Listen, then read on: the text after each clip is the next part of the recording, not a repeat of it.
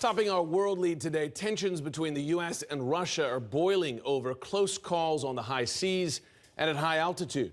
Just days after a Russian fighter jet buzzed the USS Donald Cook in the Black Sea, coming within 30 feet of the guided missile destroyer, a Russian jet flew within 50 feet of an American surveillance aircraft's wingtip high over the Baltic Sea.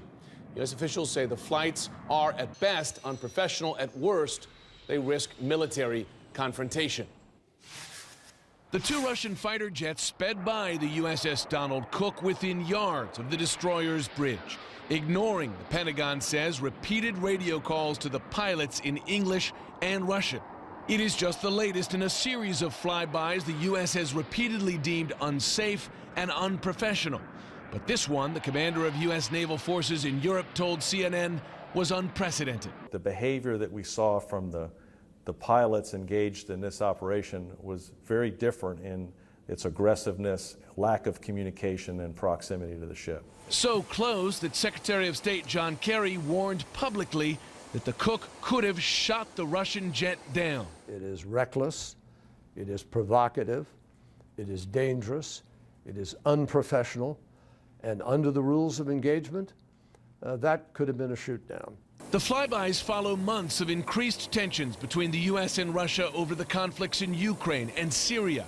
And it is not the first. Coming starboard side. In June, a Russian Su-24 jet flew within about 1,600 feet of a U.S. guided missile destroyer in the Black Sea. That was followed by similar flybys of U.S. aircraft carriers and jets. In all, there have been hundreds of intercepts between Russian and U.S. aircraft in the past couple of years.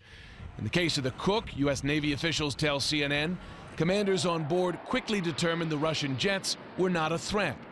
The ship's instruments indicating they were not armed and did not employ targeting radar to lock on or light up the ship. Those ships are very sophisticated. We can make decisions about whether they live or die from great distances with great speed, but we don't want to do that unless it's absolutely necessary and it's absolutely supported by our rules of engagement. The Russian Defense Ministry told state media that Russia acted, quote, in accordance with international rules.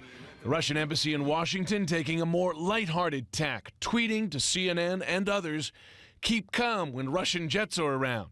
These aces know how to fly, along with a link to a series of videos showing Russian fighter jets performing aerial stunts.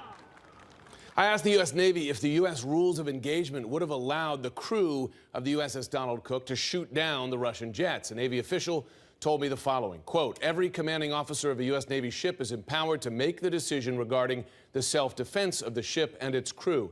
Again, in this case, the commanding officer recognized that the flight patterns were unsafe and unprofessional, but did not feel threatened and therefore did not engage with tactical weapons.